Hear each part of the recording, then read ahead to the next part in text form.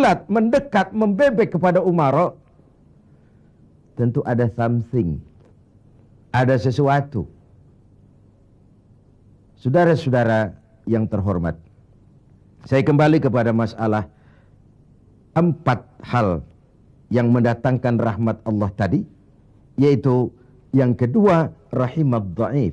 Orang yang bersifat belas kasih kepada orang-orang yang lemah, keberpihakan kepada rakyat. Ini yang diperlukan sekarang. Ini akan menumbuhkan trust, kepercayaan.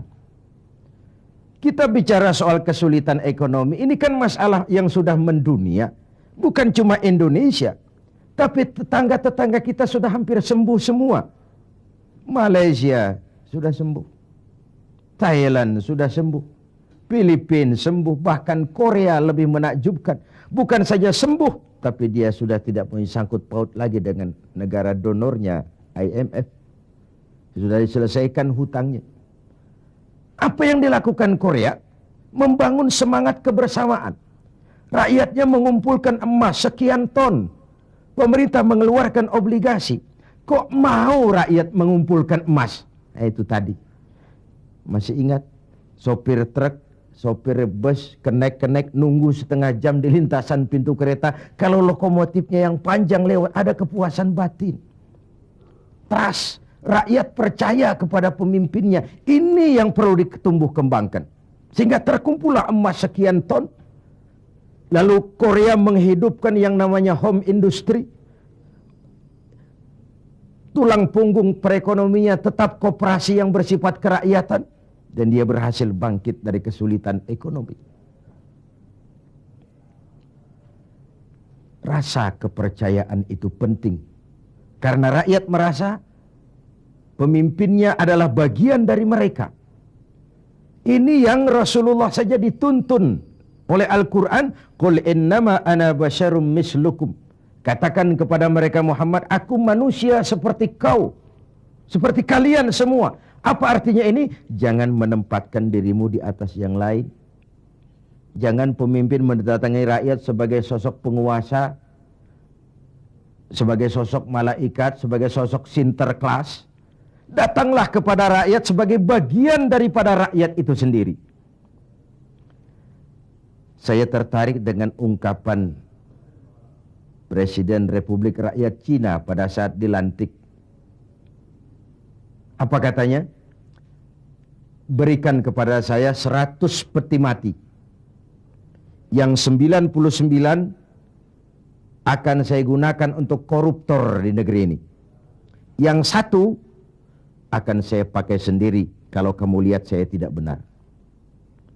Sebuah ungkapan yang menampilkan kesungguhan dan keteladanan. Siapkan 100 peti mati. Yang 99 untuk para koruptor di negeri ini. Yang 1 akan saya pakai sendiri kalau kamu lihat saya tidak benar. Sebuah negeri Cina yang nyaris ateis, komunis, mempunyai landasan moral yang begitu tinggi untuk memberantas korupsi, menciptakan pemerintah yang bersih dan berwibawa. Mengapa kita yang berpancasila, yang sila pertamanya ketuhanan yang Maha Esa, yang kita negara walaupun bukan negara agama tetapi negaranya orang beragama, mengapa kita lalu setengah hati terjebak pada bargaining cuma untuk melembagakan pribadi, kepentingan golongan paling tinggi, tapi tidak menyentuh kepentingan rakyat banyak. Satu hal yang patut kita renungkan. Saudara, kita teruskan kepada hal ketiga. Yang mendatangkan rahmat dari Allah itu apa? Warafiqa bil mamluk. Orang yang bersikap lemah lembut terhadap mamluk, hamba sahaya, mustad'afin, orang-orang yang tidak berdaya. Pembantu-pembantu di rumah kita sering kita anggap sebagai pembantu. Kita ora pati ngewong ke wong. Tidak memandang orang itu sebagai orang. Bukan sebagai anggota keluarga tapi pure pembantu. Padahal dicucinya pakaian kita, dimasaknya makanan kita, dijaganya keamanan di rumah kita, di lapnya lantai rumah kita. Tidak dia mengeluh walau gaji kecil, hidup lebih banyak kurangnya daripada cukupnya. Yang dimaui dari hadis ini adalah keberpihakan kepada mustad'afin, golongan yang lemah, golongan yang tidak berdaya. Kita bisa bayangkan, hanya 2% saja dari jumlah penduduk Indonesia yang hidup dalam gaya yang begitu luar biasa, menikmati segala macam fasilitas. 98%-nya bergantung kepada yang 2% ini. Mereka yang owner, mereka yang menguasai uang, mereka yang terjebak dalam kredit yang triliunan. Bayangkan saja, ketika aset kita diberitakan 600 miliar di PPPN, tapi kemudian real cost yang sesungguhnya cuma 160 miliar. Terjadi 340 miliar yang di-markup sedemikian rupa. Begitu mudah orang mendapat fasilitas. Dengan semangat nasionalisme yang hampir tidak ada sama sekali.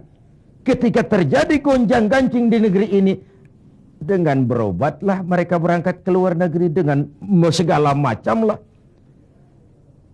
Lalu, what can we do?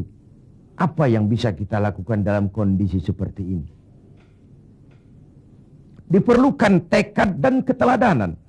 Tekad dari kita semua. Betapa seorang presiden Cina yang notabene adalah komunis punya ungkapan moral yang begitu tinggi ketika dia dilantik menjadi presiden. Saya ulangi lagi ungkapan ini karena memang menarik. Berikan aku 100 peti mati. Yang 99 akan aku gunakan buat koruptor. Yang 1 aku pakai sendiri kalau kau lihat aku tidak benar. Ini kan senapas benar dengan pidato pelantikan Abu Bakar As-Siddiq, Umar ibn al-Khattab. Kalau kau lihat aku benar, bantulah aku. Kalau kau lihat aku salah, tegurlah aku. Abu Bakar dengan tawadunya mengatakan, inni wullitu alaikum walastu bi khairikum. Aku telah dipilih untuk memimpin kalian, padahal aku bukan orang yang terbaik di antara kalian. Kalau kau lihat aku benar, bantulah. Kalau kau lihat aku salah, tegur. Dan Sayyidina Umar dengan jujur juga menjawab, aku akan menegurmu dengan pedangku. Artinya apa? Jangan main-main dengan jabatan. Jangan main-main dengan jadi pemimpin. Sekedar kepengen dihormati, sekedar kepengen hidup dengan segala macam fasilitas yang serba wah, kemana-mana dikawal orang, dihormati, cuma sebatas itu. Lalu tidak punya konsep ke depan membawa rakyat keluar dari kesulitan. Saudara-saudara sebangsa, setanah air dan seiman yang berbahagia. Warafiqa bil mamluk.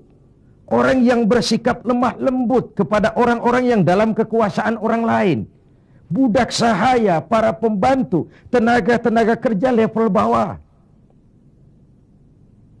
Kita bersyukur kalau kita ke Korea, kita ke Hong Kong, tenaga-tenaga kerja kita masih memasuki pasaran menengah. Tapi di beberapa negara lain yang kita kirim tenaga kerja lapangan ke bawah, itu kan potret dari SDM kita yang saya katakan berbentuk lingkaran setan, siklus. Bagaimana kita berharap mendapat pendapatan yang tinggi kalau prestasi kerja kita rendah? Bagaimana prestasi kerja mau tinggi kalau dasar pendidikannya rendah? Bagaimana pendidikan mau tinggi kalau gizi, menu yang dimakan juga kalorinya rendah? Bagaimana mau mendapat menu kalori dan gizi yang tinggi kalau daya beli lemah?